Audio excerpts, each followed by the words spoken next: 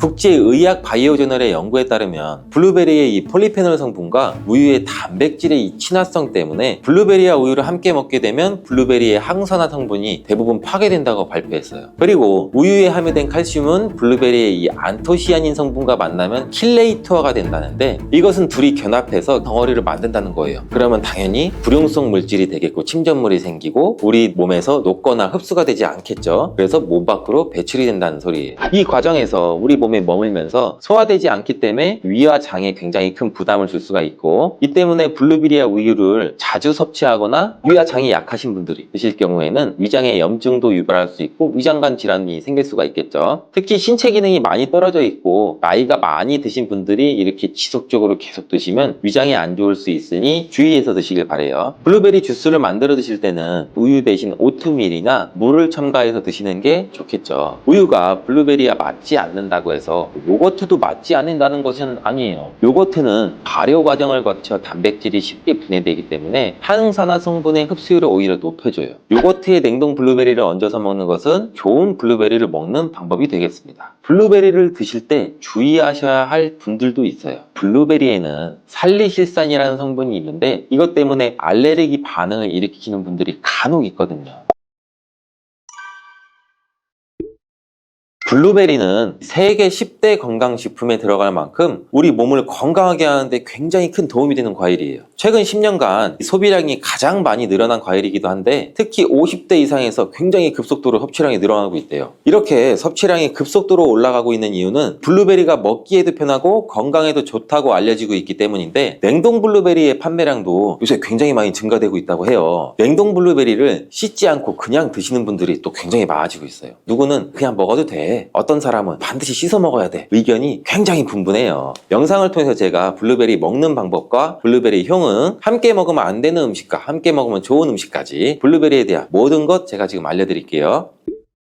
먼저 냉동 블루베리를 씻어야 되느냐 그냥 먹어도 되느냐, 제가 정리해 드릴게요. 결론부터 말하자면 씻어서 드시는 것이 안전하다입니다. 먼저 냉동 블루베리를 구입하셨다면 식품의 유형을 한번 확인하시기 바래요. 식품 유형에 과체 가공품이라고 적혀 있다면 씻어서 냉동한 블루베리이기 때문에 그냥 드셔도 되시긴 해요. 근데 식품 유형에 농산물이라고 표기가 되어 있다면 이것은 씻지 않고 냉동되어 유통된 블루베리이기 때문에 반드시 씻어서 드시는 게 좋아요. 근데 간혹 식품 유형이 표기가 되어 있지 않은 제품들도 있는데 이런 제품은 당연히 씻어 드시는 게 좋겠죠. 2022년 한국소비자연맹에서 현재 시중에 판매되고 있는 냉동과일, 블루베리, 망고, 딸기 등등 제품을 선정해서 안전성 평가를 했는데, 과체 가공품 같은 세척과일 제품에서 미생물, 잔류농약, 곰팡이, 독소 등의 검사에서 규격 기준에는 적합하긴 했지만 이 미생물과 잔류농약이 검출된 제품들도 있었어요. 이 자료를 바탕으로 한다면 이 냉동 블루베리 제품도 이미 씻어서 유통이 되고 있다고 할지라도 한 번 정도는 씻어 드시는 게 좋겠어요. 블루베리 씻는 방법은 흐르는 물에 약 30초 정도만 씻어주면 되는데, 깨끗이 빡빡 씻는다고 블루베리를 물에 오래 담가두거나 흐르는 물에서도 오래 씻으면 안 돼요. 블루베리에 함유된 안토시아닌 성분은 수용성이기 때문에 영양소가 다 빠져나가 버릴 수 있어요. 잔류 농약 또한 수용성이기 때문에 흐르는 물에 약 30초 정도만 씻어도 충분하니 걱정 말고 드셔도 괜찮습니다. 블루베리는 특별히 생과일보다 냉동 블루베리가 이 안토시아닌 함량이 높다고 해요. 이 시드니의 뉴사우스 웨일즈 대학의 연구진이 블루베리를 건조, 냉장, 냉동했을 때 핵심 영양소가 어떻게 변화되는지 실험을 했는데, 안토시아닌의 함량이 블루베리 1g당 생과일일 때는 7.2mg, 냉장 보관했다가 2주가 지났을 때는 5.7mg로 줄었고 건조했을 때는 4.3mg로 더욱 줄었대요. 근데 냉동 한 달 후에는 8.1mg으로 오히려 생과일 때보다 늘어났고, 냉동 3달이 지나자 7.9mg로 소폭 줄었지만 역시 생과일 때보다 많은 함량이 확인되었다고 해요. 실험 결과로만 보면 블루베리는 냉동으로 드시는 것이 가장 많은 영양분을 섭취할 수 있다는 말이 되겠네요. 추가로 눈 건강이나 심혈관 질환, 당뇨 등에 도움이 많이 되는 시중에 이 안토시아닌 함량이 개런티된 영양제도 많이 나와 있으니 꼭 블루베리나 빌베리와 같은 영양제를 드시려면 건강기능 식품으로 제조된 안토시아닌이 최소 최소 50mg 개런티 된 제품을 드시는 게 굉장히 좋겠죠. 그렇다면 다른 채소나 과일은 냉동했을 때 핵심 영양소의 함량이 어떻게 될까요? 이 영양소에 따라 보존력이 강한 것도 있고 약한 것도 있는데, 딸기의 한 종류인 이 라즈베리는 폴리페놀 성분이 핵심 영양소예요. 생과일일 때보다 냉동일 때가 킬로그램당 폴리페놀 함량이 약 100mg 정도 상승하는 것으로 나타났고, 당근의 경우에는 핵심 영양소가 이 베타카로틴이라는 거 많이들 알고 계시잖아요. 냉동 보관했을 때 3개월이 지나면 베타카로틴의 함량이 현저히 떨어져요. 이렇듯 냉동 채소, 냉동 과일은 핵심 영양 성분에 따라서 함량이 높아질 수도 있고 낮아질 수도 있어요.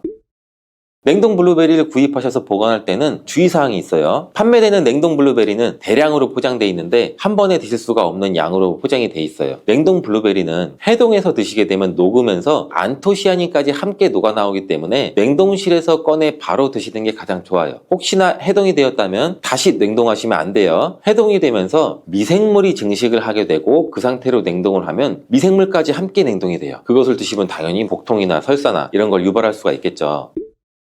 블루베리의 핵심 영양소인 안토시아닌은 폴리페놀의 일종으로 식물에 굉장히 많이 함유된 청자색을 띠는 성분이에요. 블루베리의 색깔이 짙은 보라색을 띠는 것은 바로 이 안토시아닌 성분 때문에 그런데, 안토시아닌의 과일별 함량에서는 빌베리 블루베리가 가장 높은 함량을 가지고 있는 것으로 알려져 있는데, 안토시아닌 함량이 높고 좋은 빌베리일수록 우리가 먹었을 때 입안에 보랏빛으로 착색이 심하게 되는 경우가 많아요. 인공색소가 아니기 때문에 전혀 걱정 안 하셔도 되고, 10분 정도 지나면 자연히 없어지니 시중에 빌베리, 블루베리가 포함된 건강기능 식품을 드셨을 때 오히려 착색이 되더라도 전혀 걱정하지 않으셔도 돼요. 안토시아닌의 가장 큰 효능은 눈을 건강하게 한다는 것. 이 안토시아닌은 로놉신의 제합성을 촉진시켜서 이 시력을 보호하고 백내장이나 안구건조 등 망막염 등 눈질환을 예방하기도 해요. 눈의 피로와 노화를 방지해서 초기 근시도 예방하는 것으로 알려져 있는데, 강력한 항산화 물질인 이 안토시아닌은 우리 몸의 활성산소를 제거해서 세포의 노화를 방지해 주는데 뇌 세포의 노화까지 같이 예방을 해준다고 해요. 폴리페놀 성분인 이 안토시아닌은 우리 뇌의 신경세포를 보호해주고 신경 전달 물질의 분비를 촉진시켜 뇌 기능도 향상시켜주면서 뇌의 해마를 자극해서 기억력도 향상시키고 치매를 예방하는 데도 도움을 줄 수가 있다고 해요. 이 테로스틸벤 성분이 뇌의 신경 전달 물질인 도파민과 노르에피네프린의 분비를 촉진시켜서 집중력을 향상시키는 데에도 도움을 주는 것으로 알려져 있고요. 간단히 말하자면 블루베리를 꾸준히 섭취하시면 기억력, 집중력을 향상시키고 치매를 예방하는 데에도 조금이나마 도움을 줄 수 있다는 거예요. 또한 활성산소를 제거하는 이 안토시아닌은 피부 미용에도 굉장히 좋은 효능을 발휘하는데, 이 피부 노화를 방지할 뿐만 아니라 염증을 제거하고 억제하는 효과도 있어 여드름 피부를 개선하는 데에도 도움이 돼요. 또한 비타민과 미네랄이 풍부해서 피부를 건강하게 유지하고, 풍부한 안토시아닌과 비타민C는 피부의 수분을 유지하는 데도 도움을 주고 주름도 예방하고 피부 톤도 밝게 하는 데도 도움을 줄 수가 있죠. 그리고 풍부한 식이섬유는 장의 운동을 촉진시켜주고 장내의 노폐물도 흡착하고 배출을 시켜서 피부 트러블 개선하는 효과도 같이 가지고 있어요. 나이가 들면서 머리 숱도 줄어들게 돼서 탈모를 걱정하시는 분들도 굉장히 많은데, 블루베리가 탈모 예방에도 굉장히 효과적이에요. 블루베리에 들어있는 이 안토시아닌은 튼튼한 모발이 자라날 수 있도록 모낭세포를 자극해주고 두피세포의 노화를 예방해서 탈모를 또 예방하게 되는 거예요. 블루베리에 함유된 또 비타민C는 머리카락 조직 형성에 필수적인 성분이고 콜라겐 생성을 촉진시킬 수 있는 성분이어서 모발을 강화하고 두피 건강을 증진하는 데에도 굉장히 큰 도움이 돼요. 항산화 성분이 안토시아닌은 머리카락 세포도 송산시키는 이 자유라디칼을 제거하고 머리카락 손상을 예방하는 데 도움이 돼서 탈모를 또 예방하는 그런 원리죠. 블루베리는 당뇨의 위험이 있는 분들한테 굉장히 큰 도움이 되거든요. 블루베리, 빌베리는 혈당 수치를 낮춰주고 당분을 에너지원으로 사용하는 이 신진대사의 과정을 촉진해주는 효능이 있어요. 미국의 당뇨병 협회는 빌베리, 블루베리를 당뇨병 슈퍼푸드라고 부르면서 블루베리를 꾸준히 드시면 인슐린 감수성을 향상시키고 혈당을 낮추는 데 도움이 된다고 발표했어요. 블루베리에 대한 연구를 굉장히 많이 진행을 했는데, 하루에 약 150g의 블루베리를 섭취한 실험군은 혈당 스파이크의 발생이 현저히 낮아졌고 인슐린 수치 또한 낮아진 것으로 확인되었다고 발표했어요. 블루베리에 함유된 이 안토시아닌뿐만 아니라 칼륨, 비타민 B6는 또 심장 건강을 지키는 데 굉장히 큰 도움을 주는데, 이 성분은 우리 몸의 콜레스테롤과 혈액의 지방을 감소시켜서 혈액순환을 또 원활하게 해준다고 해요. 이러한 효능으로 심장마비나 협 협심증을 일으키는 죽상동맥경화증을 예방하는 데 굉장히 큰 도움을 주게 되죠. 또한 호모시스테인이 우리 몸에 과다하게 축적이 되면 혈관을 손상시켜요. 그리고 혈전을 생성해서 이 심장마비, 뇌졸중 이런 심혈관 질환을 유발할 수 있는데, 블루베리의 풍부한 엽산과 비타민 B6는 호모시스테인의 축적을 방지해서 심혈관 질환도 예방할 수가 있어요. 블루베리를 많이 드시는데 이 블루베리 잎에는 관심이 별로 없는 것이 사실이에요. 블루베리 잎이 열매의 항산화 효능보다는 뛰어나다고 하는 사실 알고 계신가요? 블루베리 잎은 열매보다 이 안토시아닌 함량이 또 높고, 또한 폴리페놀의 일종인 클로로겐산의 함량도 높아서 열매보다 항산화 효과가 20배에서 30배 정도 높은 것으로 알려져 있어요. 굉장히 놀랍지 않아요? 이러한 블루베리 잎은 차로 우려서 드시면 되는데, 물 1리터 정도에 잎 약 4g 정도를 넣고 10분 정도 끓인 후에 식혀서 드시면 돼요. 블루베리가 새콤달콤 맛이 난다면 블루베리 잎차는 구수한 맛이 나더라고요.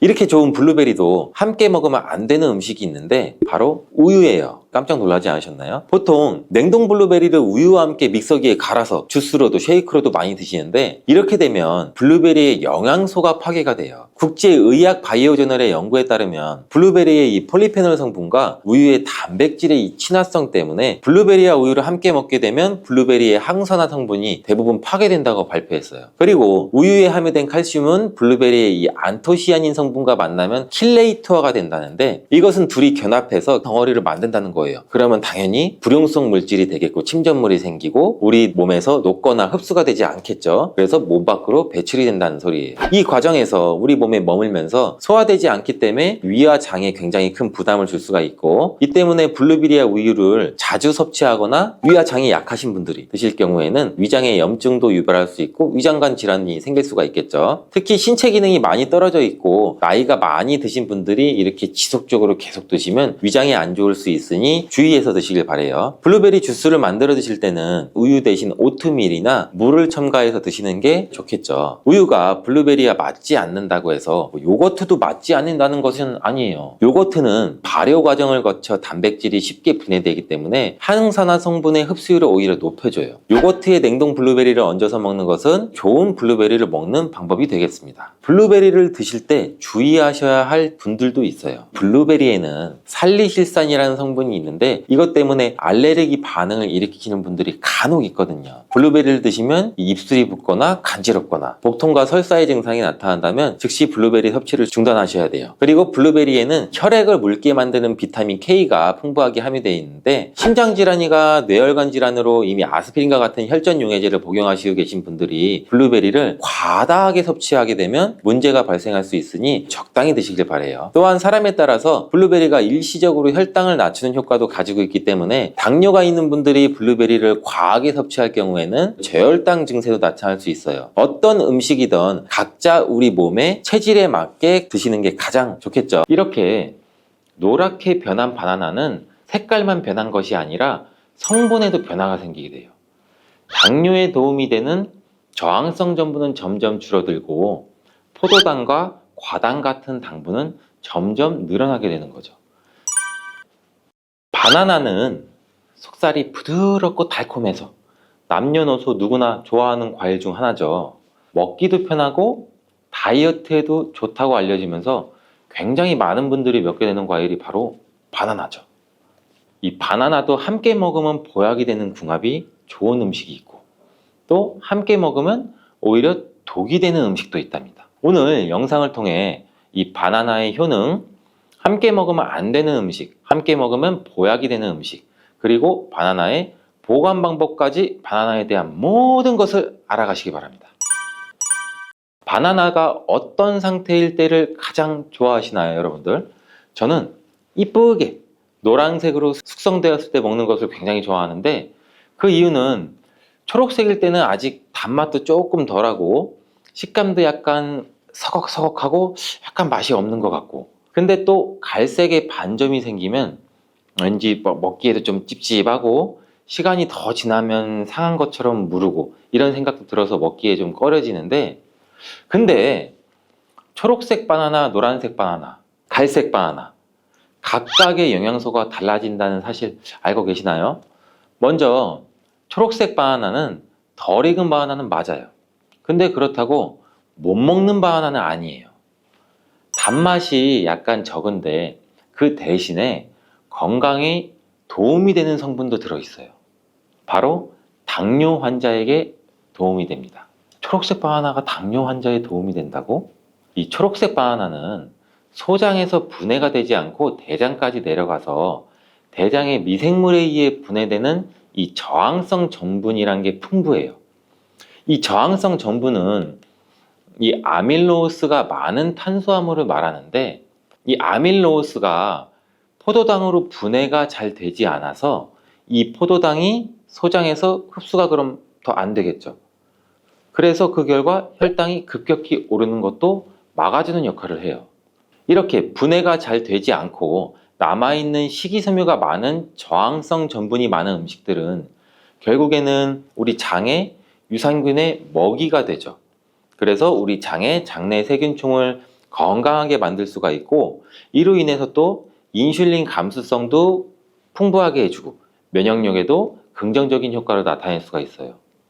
이 당뇨 환자분들이 바나나가 단맛이 좋은 열대과일이라서 못 드시는 것으로 생각하시는데, 앞서 말씀드린 이유로 이 초록 바나나를 드시면 굉장히 도움이 됩니다.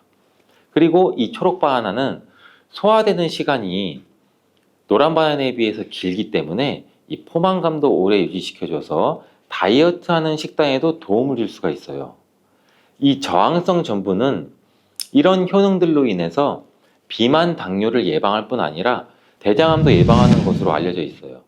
단 한 가지 주의할 점은 이 과민성 대장 증후군이 있으신 분들이 초록색 바나나를 드시면 오히려 증상이 더 악화될 수 있으니 이 점은 주의해 주시길 바래요.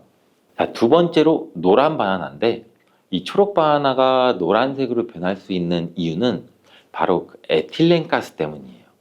나무에서 똑 떨어진 바나나는 이 꼭지에서 에틸렌가스라는 물질이 분비가 되는데, 이때 이 초록색을 띠게 만드는 이 클로로필이라는 색소가 에틸렌가스에 의해서 분해가 돼서 점점 노란색으로 변해가는 거예요. 이렇게 노랗게 변한 바나나는 색깔만 변한 것이 아니라 성분에도 변화가 생기게 돼요. 당뇨에 도움이 되는 저항성 전분은 점점 줄어들고 포도당과 과당 같은 당분은 점점 늘어나게 되는 거죠. 그렇기 때문에 초록색 바나나보다 노란색 바나나가 훨씬 더 단맛이 좋아지게 되는 이유죠. 식감도 더 부드러워지게 되고 향도, 단향도 더욱 강해지고 소화도 초록색 바나나보다 더 잘 되게 돼요. 또 항산화 성분인 비타민 C와 비타민 E 그리고 식이섬유의 양도 풍부해져요. 노란색 바나나에서 시간이 지나면 갈색의 반점이 또 점점 생기기 시작하는데, 이 반점을 슈가 스팟이라고 해요. 이름처럼 바나나의 당분 함량이 점점 높아지면서 당분이 농축돼서 만들어지는 건데, 바나나가 상한 게 아닌가, 이 갈색 반점을 보면 간혹 오해하시는 분들도 있는데 색깔이 변했을 뿐이지 상한 것은 아니에요. 그런데 이 슈가 스팟이 점점 많아질수록 바나나의 당분 함량이 높아지는 것 때문에 당뇨가 있으신 분들은 섭취하실 때 주의해 주시는 게 좋겠고, 최근에 바나나에 대한 연구가 굉장히 많이 또 진행되고 있는데, 이 슈가 스팟이 생겼을 때 바나나의 성분에 대한 실험도 진행됐어요. 일본 데이쿄 대학 연구에 따르면 이 갈색 반점이 생긴 바나나의 면역 효과는 노란색의 바나나보다 최대 8배 높았으며, 종양을 괴사시키는 물질로 알려진 우리 NK 면역세포를 또 활성화도 시켜준다고 해요. 이 NK 면역세포는 바이러스에 감염된 세포나 암세포를 직접 파괴하는 역할도 하고, 이 TNF라는 종양 괴사 인자를 분비해서 비정상세포의 증식도 억제하고 암세포의 자살도 유도한다고 해요. 이게 무슨 말이냐면, 쉽게 설명드려서 갈색 반점이 생긴 바나나는 면역력도 강하게 만들어주고 암 예방과 치료에도 도움을 줄 수 있다는 결과라고 보이죠. 이 바나나에 함유되어 있는 성분을 살펴보면 흔히 알고 있는 칼슘, 마그네슘, 다양한 미네랄도 풍부하게 함유되어 있잖아요. 또한 우리 몸에 에너지를 공급해주는 탄수화물도 풍부하게 함유하고 있어요. 운동 경기를 우리가 TV로 보다 보면 선수들이 중간에 바나나를 먹는 장면을 볼 수 있는데, 운동 중에 바나나를 먹으면 이 풍부한 탄수화물로 인해 에너지를 빠르게 공급해줘서 이 폭발적인 힘을 내는데도 도움을 줄 수 있다고 해요. 나이가 들면서 점점 몸 안의 호르몬이나 에너지 균형도 깨지고 건강도 점점 안 좋아지게 되는데, 특히 혈관 건강에 문제가 생기는 경우가 굉장히 많이 있어요. 이 혈관 건강에 문제가 생기면서 나타나는 대표적인 증상이 고혈압이 되겠죠.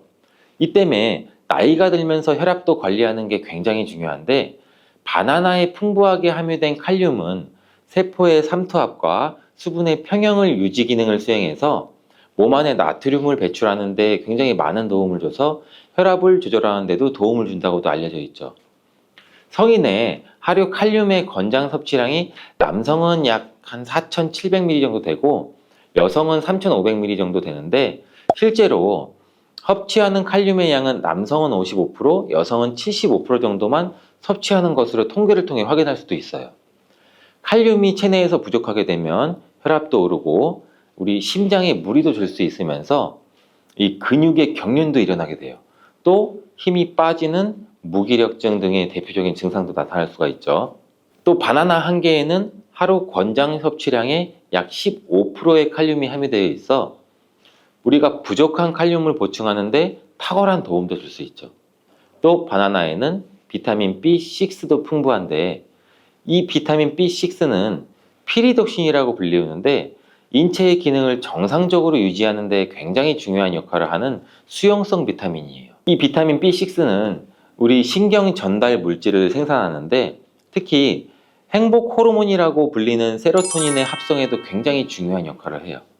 이 세로토닌은 행복감과 안정감을 느끼게 해주고 우리 몸의 스트레스도 완화시켜주고 또 식욕을 조절해서 체중 감량에도 도움을 주고 수면의 질도 향상시켜 피로회복에도 도움을 주는 성분이에요. 이러한 효능으로 우울증, 불안장애, 불면증, 이렇게 정신질환도 같이 예방되고 치료하는 데에도 활용되는 성분이 세로토닌이에요. 쉽게 말해서 바나나를 섭취하면 행복감을 높일 수 있는데 도움을 줄 수 있다는 거죠. 또 비타민 B6는 우리 몸의 호모시스테인 농도도 조절해줘서 이 심혈관 질환이나 뇌혈관 질환도 예방하고 단백질을 분해해서 몸에 에너지를 공급하는 데도 도움을 줘서 우리 바나나를 먹으면 힘이 나는 거예요. 이렇게 좋은 효능이 있는 바나나도 함께 먹이면 오히려 독이 되는 식품이 있는데, 그 첫 번째가 바로 우유예요. 우유? 바나나 우유? 이 그렇게 유명한 바나나 우유도 있는데 무슨 말을 하는 건지 이렇게 생각하시는 분들도 있죠.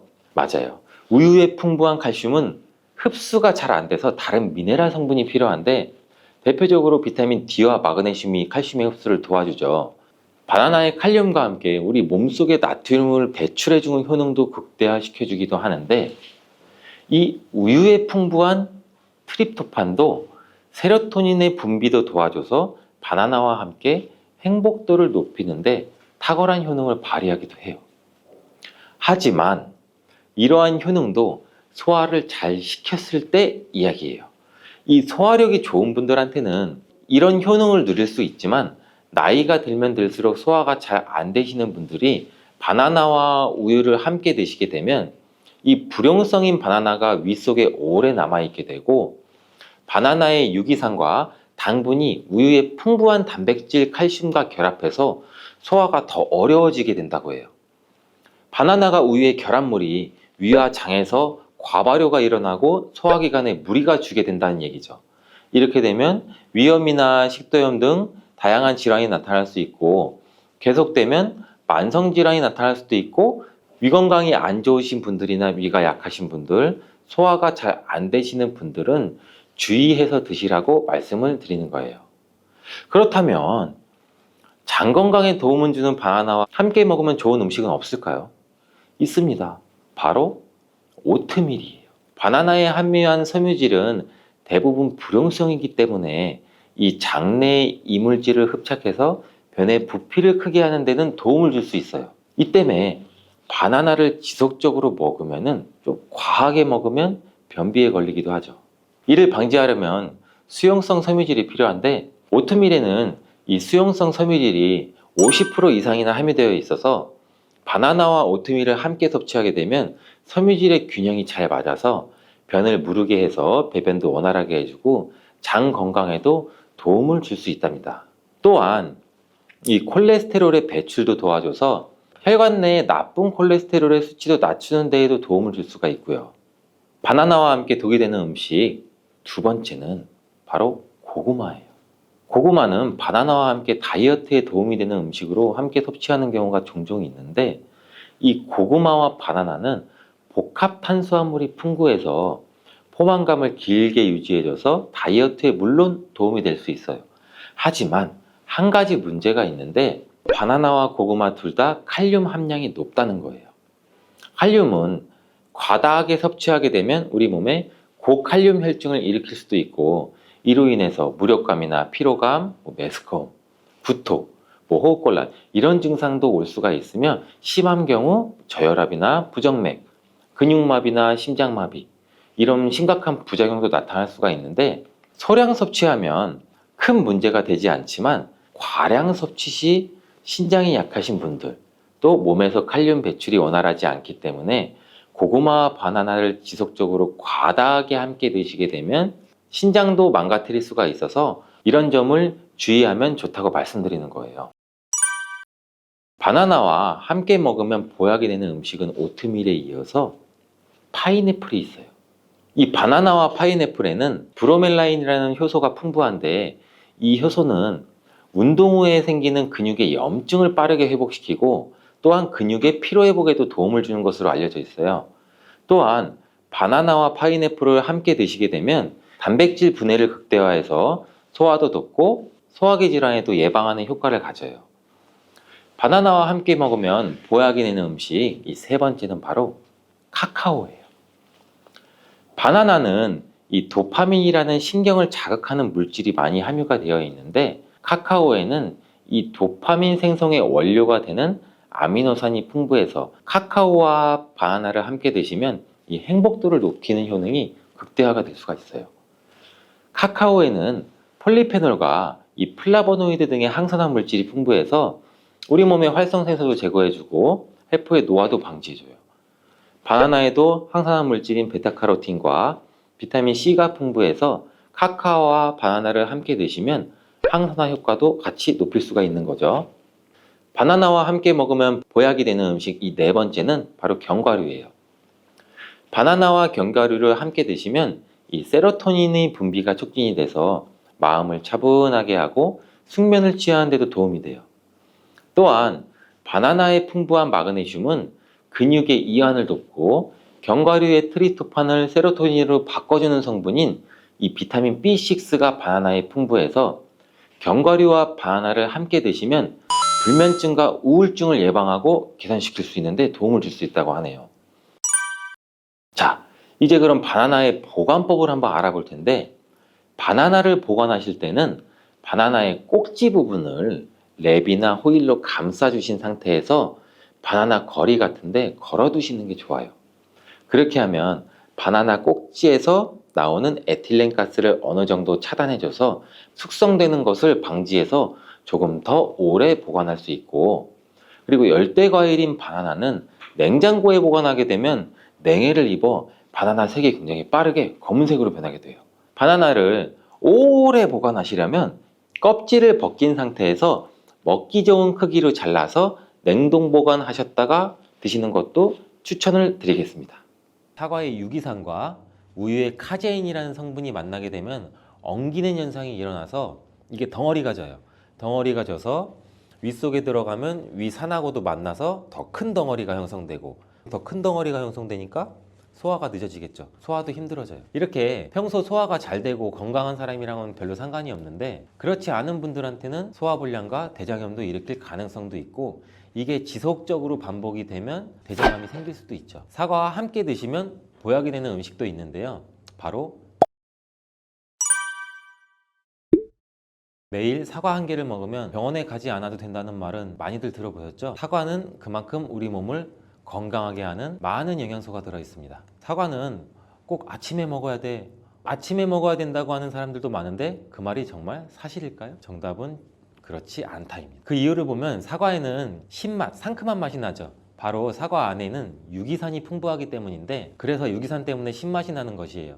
이 유기산은 우리 몸에 이로운 정도 있지만 평소에 속쓰림이 자주 있거나 위염, 식도염이 있는 분들이 아침에 공복에 사과를 먹게 되면 우리 몸의 위 점막에 심한 자극을 줄 수 있어요. 빈속에 안 그래도 속이 쓰리신 분도 많은데, 음식물이 있을 때 위 안에서 위산이 분비되고 위액이 분비돼야 중화가 되면서 우리 위도 코팅이 되고 건강한데, 음식이 없을 때 위산이 분비되면 오히려 위벽을 깎아먹게 되는 효과를 나타내거든요. 그래서 평소에 위가 약하거나 위염이 있으신 분들, 역류성 식도염이 있으신 분들, 이러신 분들 같은 경우에는 공복에 사과를 드시는 게 오히려 독이 될 수가 있습니다. 또한 마늘과 파 같은 음식은 열을 내는 음식이라고 하면, 우리 사과는 우리 몸을 차갑게 하는 과일이라서 몸이 찬 분들은 사과를 드실 때 또 주의를 하셔야 돼요. 위염 같은 증상이 있는 분들은 공복에 사과를 드시면 사과가 소화도 되지 않고 설사를 하게 될 가능성도 높고, 평소에 아랫배가 차거나 손발이 차서 수족냉증에 걸리신 분들도 많으시고 혈액순환도 안 되고, 또 생리기간 중에 있으신 여성분들도 사과를 드실 때는 주의하셔야 됩니다. 이런 분들이 사과를 드실 때는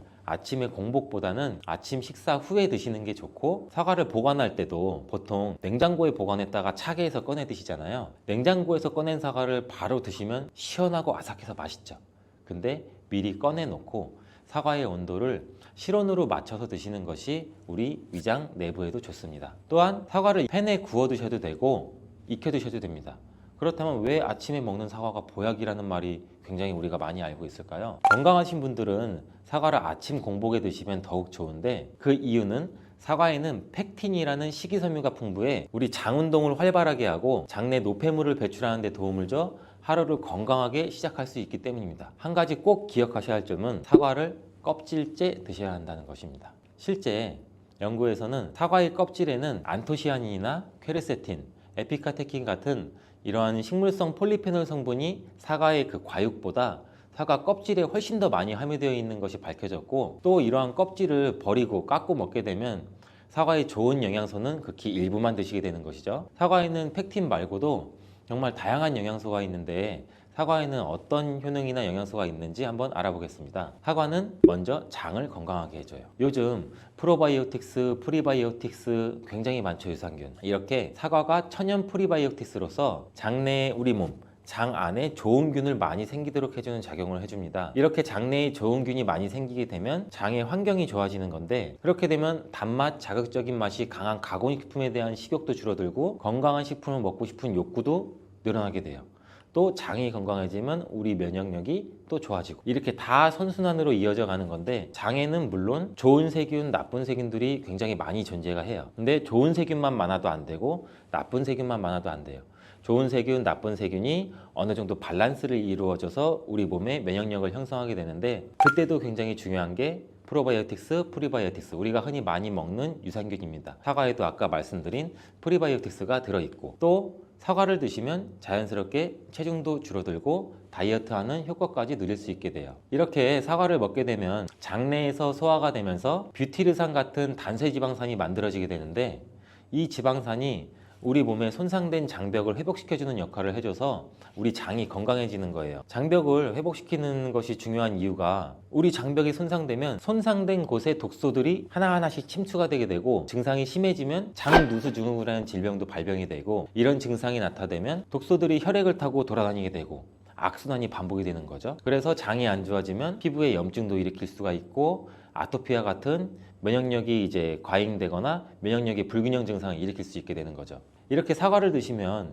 이런 증상을 예방해 장이 건강해져 피부도 탄력 있게 밝아지게 하는 효과도 있고, 사과 속에 풍부한 펙틴이 아까 장 운동도 활발하게 한다고 말씀드렸잖아요. 그렇게 되면 암을 유발할 수 있는 물질들이 장내에 오래 머물지 못하고 결국 대장암의 발병률도 서서히 줄어들게 되죠. 그리고 사과는 혈관도 깨끗하게 해주는데, 혈관을 깨끗하게 해주면 뇌졸중, 고혈압, 심근경색, 그런 혈관 질환도 같이 예방할 수 있게 되고, 이렇게 혈관에 활성산소가 많아지게 되면 혈전이 생겨 혈액순환을 방해하기도 하고 혈관세포를 손상시켜 노화를 촉진시키기도 하는데, 이러한 활성산소를 제거해주는 게 우리가 흔히 알고 있는 항산화 영양제라고 해요. 말 그대로 활성산소가 우리 세포의 노화를 촉진시켜주고 우리 세포를 더 늙게 만들거든요. 이러한 것들을 제거해주는 항산화 영양소를 같이 섭취해주는 것도 매우 중요한데, 그 항산화 영양소도 사과에 들어있다는 것을 알고 계시면 좋을 것 같습니다. 또한 이러한 활성산소를 제거해서 혈전이 생기는 것을 억제하는데 가장 큰 역할을 하는 게 플라보노이드 계열의 루틴이라는 성분인데, 이 루틴이 사과에 굉장히 많이 들어있어요. 또한 사과에는 칼륨도 굉장히 많이 함유되어 있어서, 칼륨은 혈관 내에 나트륨을 몸 밖으로 배출해주는 역할을 해요. 나트륨은 수분을 흡수하는데 칼륨이 부족하면 나트륨도 배출되지 않습니다. 이 나트륨은 혈압이 상승하며 혈관에 노폐물을 쌓이게 만드는데, 사과를 섭취해서 칼륨을 공급해주면 혈압도 방지할 수 있고 노폐물을 배출시켜주는 역할도 같이 할 수 있습니다. 또한 이러한 칼륨은 혈관을 확장시키는 작용을 해서 혈액순환도 원활하게 하고 심장 박동도 안정시키고 심장의 기능도 강화하는 데 도움을 줄 수 있는 성분이에요. 근데 여기서 한 가지 주의할 점을 알려드릴게요. 활성산소가 혈관을 손상시킨다고 했잖아요. 근데 사과를 잘못 드시면 오히려 활성산소가 굉장히 많이 생기게 돼요. 바로 갈변된 사과를 드시는 것입니다. 사과를 먹고 남게 되면 밀폐 용기에 담아 보관했다가 나중에 드시는 경우 굉장히 많잖아요. 그때 우리가 단면이 사과가 갈색으로 변하게 되는데, 이는 공기 중에 산소와 만나서 산패돼서 갈색으로 변한 것이거든요. 이렇게 산패된 사과를 드시면 활성산소를 제거하는 것이 아니라 오히려 활성산소를 증가시켜 혈관 건강에 악영향을 줄 수 있으니까, 갈변된 사과는 그 부분은 바로 잘라내고 드시는 것을 추천드립니다. 또한 사과의 이로운 점 중 다른 하나는, 사과는 혈당을 조절해서 당뇨를 예방하고 그 당뇨를 회복하는 데에도 도움을 줄 수가 있어요. 당뇨가 있으신 분들은 과당이 혈당을 올려 안 좋다고 알고 계시잖아요. 굉장히 많은 분들이. 근데 사과는 오히려 혈당을 조절해 주기 때문에 당뇨가 있으신 분들은 사과를 드셔야 됩니다. 식사하기 30분 전에 사과를 드신 후에 식사를 하시면 혈당이 급격하게 오르는 혈당 스파이크 현상도 막을 수가 있어요. 사과에 단맛 때문에 당뇨가 있는 분들이 사과를 드시는 것을 꺼려 하시는데, 사과에는 단맛도 있지만 혈당은 올리는 GI 지수가 36으로 혈당 지수가 낮은 과일이에요. 근데 혈당 지수가 높은 과일이 뭔지 아세요? 수박은 다른 거에 비해서 혈당 지수가 높기 때문에 당뇨가 있으신 분들은 조금 조심해서 드시면 좋을 것 같습니다. 실제로 대학 연구팀에서 실험한 것을 발표했는데, 건강한 사람을 대상으로 쌀밥만 먹은 경우랑 30분 전에 사과를 먹고 쌀밥을 드신 경우를 비교를 했을 때 혈당이 쌀밥만 먹은 경우보다 50% 정도로 떨어지는 것도 확인이 된 실험도 있어요. 당뇨가 있는 분들도 이제 안심하시고 식사 후에 드시지 말고 반드시 식사 30분 전에 꼭 사과를 드시고 식사를 하시길 바랍니다. 한 가지 주의할 점은, 사과를 갈아서 사과 주스로 드시게 되면 오히려 흡수가 빨라 혈당을 올릴 수가 있으니 사과를 껍질째 씹어서 천천히 드시는 게 좋을 것 같습니다. 또한 사과의 다른 효능 중 한 가지는 기관지도 깨끗하게 청소해주는 효능도 있어요. 사과에는 양파와 마찬가지로 퀘르세틴이라는 성분이 풍부하게 함유되어 있는데, 이 성분은 호흡기 점막에 생기는 염증을 가라앉히고 예방하는 효과도 있어요. 흔히 우리 요새 시중에 많이 판매되는 퀘르세틴 영양제도 있는데, 이 퀘르세틴 영양제가 아이들 비염, 기관지염 이런 쪽을 개선시킨다고 많이들 이제 광고도 하는데, 이처럼 퀘르세틴이 우리 몸에 있는 염증도 굉장히 많이 잡아주거든요. 이런 물질들이 사과 속에도 같이 함유되어 있다는 것을 기억하시기 바라겠습니다. 그리고 폐기관지에 모세혈관도 튼튼하게 만드는 걸 도와주고, 천식이 있거나 기관지가 약한 분들이 미세먼지 때문에 기침이 많이 나고 목에 가래가 많이 낄 수가 있는데, 이런 분들도 사과를 꾸준히 드시면 호흡기가 부드러워져 불편함도 많이 해소할 수 있게 됩니다. 한 연구에서는 매주 4개에서 5개의 사과를 먹는 가정의 자녀가 매주 1개 이하의 사과를 먹는 가정의 자녀보다 천식에 걸릴 확률이 50% 정도나 낮았다고 발표한 적도 있고, 사과가 그만큼 천식과 호흡기 건강에 좋다는 것이 증명된 거죠. 이렇게 좋은 사과도 함께 먹으면 절대 안 되는 음식이 있는데, 바로 궁합이 안 맞는 거예요. 그 음식을 알아볼 텐데, 바로 우유, 요거트, 치즈 이런 유제품류예요. 여러분 놀라셨죠? 유제품이랑 사과를 아침에 굉장히 많은 분들이 같이 함께 드시고 계시는데, 요새 샐러드 같은 것도 많이 드시면서 샐러드에 사과도 넣고 드레싱으로 요거트랑 치즈도 붓고 이러한 경우가 많은데, 유제품과 사과를 함께 드시면 사과의 비타민C가 우유에 부족한 영양 성분을 보충해줘서 좋은 것으로 대부분 많이 알고 계시는데, 이런 내용이 전혀 틀린 것은 아니에요. 근데 소화 기능이 약하신 어르신분들이나 위염, 식도염 같은 증상이 있으신 분들은 이렇게 드시면 안 돼요. 영상 초반에도 제가 잠깐 말씀드렸듯이, 이런 증상이 있는 분들은 유제품과 사과를 함께 드시면 그 증상이 더욱 악화되는데, 그 이유는 사과의 유기산과 우유의 카제인이라는 성분이 만나게 되면 엉기는 현상이 일어나서 이게 덩어리가 져요. 덩어리가 져서 위 속에 들어가면 위 산하고도 만나서 더 큰 덩어리가 형성되고, 더 큰 덩어리가 형성되니까 소화가 늦어지겠죠. 소화도 힘들어져요. 이렇게 평소 소화가 잘 되고 건강한 사람이랑은 별로 상관이 없는데, 그렇지 않은 분들한테는 소화불량과 대장염도 일으킬 가능성도 있고, 이게 지속적으로 반복이 되면 대장암이 생길 수도 있죠. 장 건강이 중요한 이유는 아까도 영상 초반에 말씀드렸듯이 장이 우리 몸의 면역력도 같이 담당하는 기관이고 정신 건강에까지 영향을 주기 때문인데, 행복 호르몬이라고 불리우는 세로토닌 많이 들어보셨죠? 이 세로토닌의 95%가 장에서 만들어지기 때문에 장이 건강해야 행복감이 또 올라갈 수 있어요.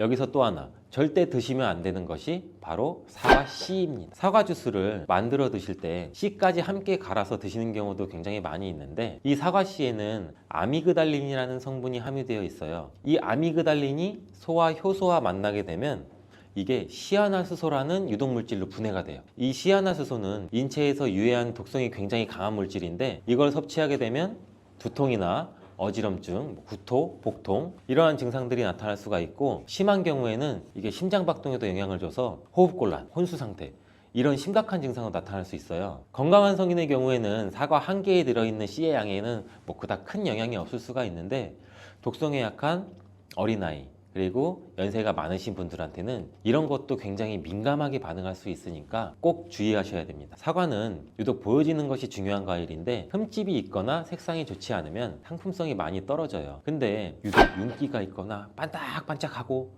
빨갛고 색상이 짙은 사과는 웬만하면 피하는 게 좋아요. 간혹 유동 파라핀이라는 식품 첨가물을 사용해서 사과 위에 이렇게 이쁘게 보이게 코팅 처리를 한 사과일 수가 있는데, 이 유동 파라핀을 섭취하게 되면 복통과 설사를 일으킬 수 있고 지용성 비타민의 흡수도 감소시킨다고 알려져 있어요. 요새는 이런 일이 거의 없긴 하지만, 혹시나 사과가 너무 윤기가 흐르거나 만졌을 때 약간의 끈적임이 있다면 드시기 전에 살짝 의심 한번 해보시고 껍질을 깨끗하게 세척하고 드시거나 껍질을 벗기고 드시는 것이 안전하겠습니다.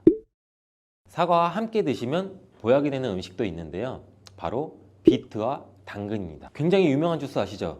ABC 주스. ABC가 바로 사과, 비트, 당근, 애플, 비트, 캐럿 이 세 가지를 갈아서 만든 주스인데, 사과, 당근, 비트를 함께 드시게 되면 영양소의 흡수율이 굉장히 증가하고 서로의 시너지를 굉장히 크게 나타내요. 이 서로의 영양소를 보완해줘서 더욱 건강하게 드실 수가 있는데, 또한 식이섬유가 폭발적으로 증가해서 장 운동을 촉진하고 변비 예방도 탁월해져요. 그리고 사과, 당근, 비트 이 세 가지는 모두 강력한 항산화 물질이 풍부해서 체내에 있는 활성산소를 제거해서 세포의 노화도 방지해주고 몸에 활력을 불어넣어 줄 수도 있는 거예요. 함께 먹으면 보약이 되는 음식으로도 고구마도 있습니다.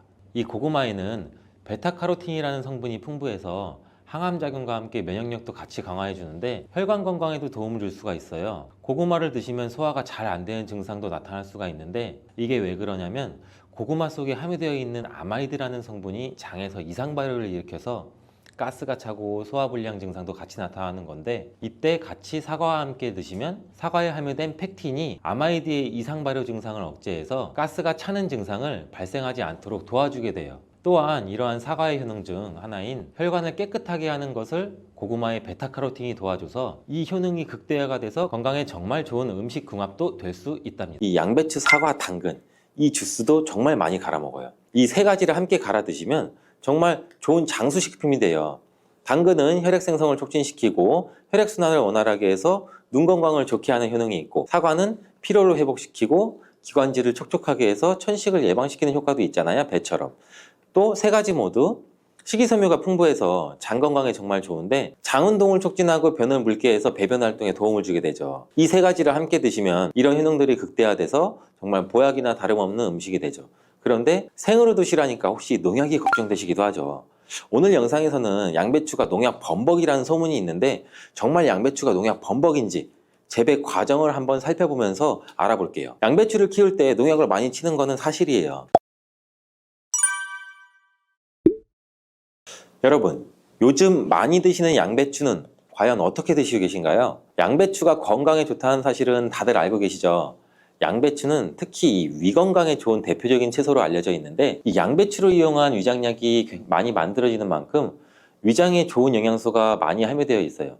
양배추는 위장뿐 아니라 여러 가지 몸에 좋은 효능이 있는 풍부한 성분들이 함유가 되어 있는데, 근데 이런 양배추도 잘못 드시면 오히려 건강에 독이 될 수 있다는 사실 알고 계신가요? 먼저 양배추의 부작용과 양배추의 효능 3가지, 그리고 양배추와 함께 먹으면 보약이 되는 음식과 먹는 방법까지 양배추에 대한 모든 것을 알려드릴게요. 이 양배추에는 칼륨, 칼슘, 비타민 C, 비타민 U, 식이섬유 정말 많은 성분을 함유하고 있죠. 근데 비타민 C는 들어봤는데 비타민 U? 이건 뭘까요? 사실 비타민 U는 비타민은 아니에요. 비타민 U는 그 S메틸메티오닌이라는 성분인데 궤양 치료에 효과가 좋다는 것이 알려지면서 비타민 U로 불러요. U는 그 궤양에 얼서 그 영어의 첫 글자 U를 가져와서 비타민 U라고 하는 것인데, 성분만 봐도 알 수 있듯이 양배추의 첫 번째 효능이 위장을 튼튼하게 한다는 거예요. 바로 위식도의 염증을 가라앉히는 데 효능이 있고, 위에 염증이 있어 빨갛게 헐어있는 분들이 있는데, 이런 분들은 공복에 명치 끝, 배 윗부분, 명치 있는 부분이 쓰리고 아픈 통증이 발생될 수 있죠. 이런 통증 원인이 염증 때문인데, 이 염증을 비타민 U, S메틸메티오닌이 완화시키는 데 도움을 주고, 비타민 U는 위점막에서 분비하는 호르몬인 이 프로스타글란딘의 생성을 촉진해서 위산으로부터 위벽을 보호해요. 또 위염과 위궤양도 억제해주는 작용을 같이 가지고 있고, 위암이 발생되는 것까지 예방하는 효능이 있죠. 또 비타민 U는 간의 해독작용에 중요한 역할을 하는 글루타치온의 생성을 촉진해서 활성산소를 제거해서 간세포의 손상도 예방할 수 있어요. 그래서 간 기능을 개선하는 데도 도움을 줄 수가 있죠. 사실 이 비타민 U는 십자화과 채소에는 풍부하게 함유가 되어 있어요. 십자화과 채소라면 뭐 양배추, 브로콜리, 배추부 등등이 포함되죠. 100g당 약 비타민 U가 함량이 약 배추에는 39mg, 무에는 11mg, 브로콜리에는 18mg, 양배추에는 무려 46mg로 이 십자화과 채소 중에서 가장 많은 함량이 들어있고, 양배추는 부위에 따라서도 비타민 U 함량이 달라져요. 푸른색의 겉잎, 하얀색의 속잎, 그리고 심지로 구성되는데 100g당 겉잎에는 26.1mg, 속잎에는 46.3mg, 심지에는 30.6mg 함유가 되어 있어요. 겉잎보다 속잎에 더 많이 함유가 되어 있죠. 과일은 껍질을 꼭 함께 제가 드시라고 누누이 말씀드렸는데, 양배추는 반드시 겉잎을 드셔야 될 필요는 없겠죠. 양배추의 두 번째 효능은 항암작용을 한다는 거예요. 그리고 양배추에는 항암작용이 뛰어난 글루코시놀레이트라는 성분이 풍부한데, 이 성분은 그 미로시나아제라는 효소에 의해서 설포라판과 인돌3카비놀이라는 성분으로 전환이 돼요. 이 인돌3카비놀은 호르몬의 균형을 조절해주는 효능이 있는데, 특히 에스트로겐 대사에 영향을 미쳐서 호르몬 균형을 조절하는 데 중요한 역할을 해요. 그래서 여성 호르몬 관련 건강 문제에 도움을 줄 수가 있죠. 또한 유방암이나 자궁경부암 발생을 억제하는 기능도 하고, 미국 미시건 주립 연구팀에서 발표를 한 적이 있어요. 실제로 양배추를 일주일에 3회 이상 섭취한 여성들이 일주일에 1회만 섭취한 여성에 비해서 유방암 발생률이 약 72%나 낮은 것으로 보고했고, 또한 글루코시놀레이트는 백혈구와 면역단백질인 사이코카인 조율 능력이 굉장히 뛰어나서 방광암이나 유방암, 간암 등의 강력한 항암 효과를 보이는 것으로 알려져 있어요. 양배추의 세 번째 효능은 정말 중요한 효능인데, 바로 몸에 진액을 보충해주는 효능이에요. 몸에 진액이 부족하면 아무리 좋은 약을 드셔도 효과를 못 봐요. 온몸 구석구석 질병에 걸릴 가능성이 높아져요. 이 몸의 진액이라고 하면 혈액이나 림프액, 조직액, 음식물 섭취 시 흡수되는 영양물질, 몸 안에 조직에서 분비되는 점액질, 호르몬, 우리 몸의 모든 생명을 유지하기 위해서 필요한 모든 체액이 바로 진액이에요. 몸 안에 수분 같은 것들은 전부 다 진액이라고 보시면 되는데, 이 진액이 몸에 부족하면 여러 증상이 나타나요. 손발도 차고, 저린 경우에 혈액순환이 잘 되지 않아 그런 증상이 나타나게 되고, 혈액순환이 문제가 바로 그 혈액순환에 진액이 부족해서 그런 증상이 나타나는 경우도 굉장히 많고, 또 이 수분이 충분해야 손발 끝까지 혈액순환이 원활하게 될 수가 있는 건데, 기관지에 진액이 부족하게 되면 또 당연히 기관지도 건조해지고, 그렇게 되면 외부에서 먼지 같은 이물질이 들어오면 기관지는 다이렉트로 자극을 강하게 느껴 기침이 나고 칼칼하고 목소리도 잘 나지 않은 현상도 나오고, 위에 진액이 부족하면 위장의 조직들이 수축되는 현상으로 또 위축적 위형도 나타날 수가 있고, 심장의 진액이 부족하면 심장에 열이 오르고 심장박동도 빨라질 수 있고, 나이가 들면 또 관절이 점점 뻣뻣해지고 입도 바짝바짝 마르는 증상도 많이 나타나고 있고, 그리고 또 목, 어깨 등의 근육이 뭉쳐 통증이 나타나는 이유도 몸 안에 진액, 수분이 부족하기 때문이고, 굉장히 다양해요. 진액이 부족해서 나타나는 현상들은. 근데 수분이 부족하면 우리는 물을 마시면 해결되지 않을까? 물론 물을 마시면 몸에 대부분 수분이 보충되긴 하지만 대부분 소변이 빠져나가게 되죠. 소변으로. 마신 물이 몸속 구석구석 스며들게 돼서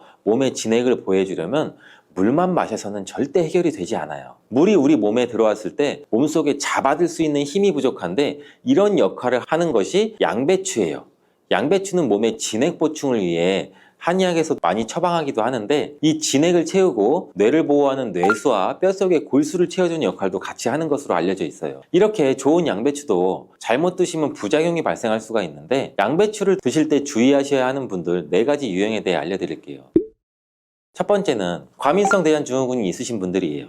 양배추에 함유된 특정 당분이 가스를 생성하게 되는데 이 과민성 대장증후군이 있는 분들이 양배추를 드시면 장이 팽창되고 복부팽만이 일어나서 설사를 유발하게 될 수도 있어요. 두 번째는 이 위축성 위염, 장상피 화생이 있는 분들이에요. 위장 점막이 위축돼 있고 변성이 심한 경우인데 이런 분들은 양배추가 몸에 잘 맞지 않을 수가 있어요. 이런 분들이 양배추를 드시면 오히려 속쓰림이 심해질 수가 있는데 공복 속쓰림에는 양배추가 도움이 될 수 있지만 식후에 속쓰림이 있으신 분들이라면 또 위장 점막에 문제가 있을 가능성이 있으니 양배추를 적당히 드시길 바라고, 세 번째는 갑상선 기능이 저하된 분이에요. 이런 분들은 양배추를 드실 때 절대 생으로 드시지 마시고 살짝 쪄서 드시길 바래요. 그렇다고 양을 많이 드시면 안 되고 한 번에 드실 때 약 150g 정도로 일주일에 한두 번 정도만 드시기를 추천드려요. 왜냐면 이 양배추에는 고이트로젠이라는 성분이 많이 포함되어 있는데 이 성분은 갑상선의 기능을 방해하게 돼요. 양배추를 지속적으로 드시면 갑상선 문제를 유발할 수도 있죠. 근데 이 고이트로젠에 열을 가하면 이 성분이 비활성화가 되기 때문에 쪄서 드시라는 거예요. 다만 갑상선에 문제가 전혀 없는 분들이라면 양배추를 생으로 조금씩 드시는 것도 괜찮죠. 양배추에는 이 설포라판이라는 성분이 있는데 이 성분은 강력한 항암이나 항산화 작용을 하는 좋은 성분인데 양배추에 열을 가하게 되면 이 성분은 다 사라져요. 그러니 갑상선에 문제가 없으신 분들은 양배추를 그냥 생으로 드셔서 양배추의 좋은 효능을 통해 건강을 챙기시길 바래요. 네 번째는 고혈압이나 뇌경색 등의 문제로 이 아스피린과 같은 혈전 용해제 같은 약을 복용하시는 분들인데, 왜냐면 양배추에는 비타민 K라는 성분이 들어있는데 비타민 K는 지혈작용을 하는 기능이 있어요. 이 지혈작용이 뭘까요? 혈액을 말 그대로 빨리 굳게 만드는 거죠.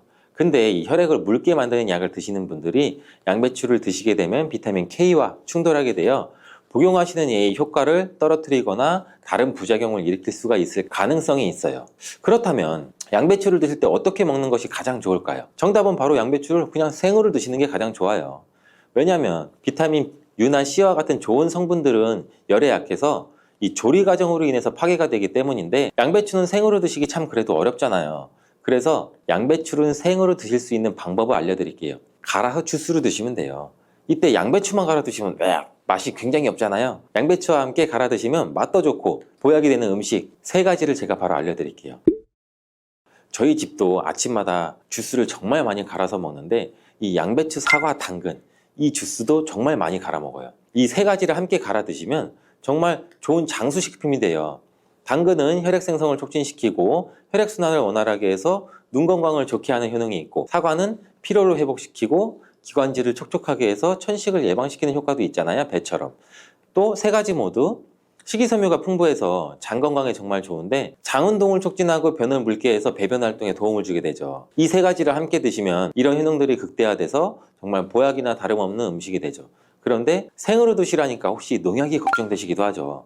오늘 영상에서는 양배추가 농약 범벅이라는 소문이 있는데 정말 양배추가 농약 범벅인지 재배 과정을 한번 살펴보면서 알아볼게요. 양배추를 키울 때 농약을 많이 치는 것은 사실이에요. 지금 보고 계신 것이 약 40일 정도 된 양배추예요. 모공이 되는 사이즈죠. 이때부터 농약을 많이 치게 돼요. 다음으로 60일 정도 된 양배추이고 이때도 우리가 알고 있는 양배추의 모양은 아니죠. 아직 더 많이 자라야 돼요. 다음은 100일 정도 재배된 양배추예요. 입이 생각보다 크죠. 양배추의 모양은 보통 동그라니 공처럼 생겼는데 이것은 꼭 다른 채소처럼 생겼어요. 120일 정도 되면 이렇게 자라는데 가운데 보이시나요? 가운데 동그랗게 생긴 거 있죠. 이것은 결구라고 하는데 공처럼 생겼다고 해서 결구예요. 이것이 결국 우리가 먹는 양배추인데 이 결구를 겹겹이 싸고 있는 잎이 있기 때문에 농약을 아무리 많이 쳐도 우리가 먹는 양배추에는 농약이 많이 닿질 않아요. 농약뿐 아니라 다른 이물질도 많이 묻지 않는데 양배추에 농약을 많이 쓰는 건 맞지만 보시다시피 농약이 묻은 잎은 다 제거하고 결국 결구만 유통되기 때문에 양배추의 농약은 많이 묻어있지 않아요. 그뿐 아니라 결구가 생길 때쯤이면 벌레가 거의 없기 때문에 농약도 더 이상 치지 않는다고 해요. 이렇게 결구가 생기고 20일 정도 더 키우면 우리가 먹는 양배추 크기가 되는데 이때 양배추를 수확해서 겉에 농약 묻은 잎은 다 잘라내고 깨끗한 결구만 유통이 되는 거죠. 이제 조금이나마 안심하고 양배추를 드셔도 되겠죠. 혹시나 그래도 걱정되신다면 농약은 수용성 성분이기 때문에 양배추를 물에 5분 정도 담가 두었다가 흐르는 물에 씻으면 농약을 제거할 수 있으니 걱정하지 말고 드셔도 돼요.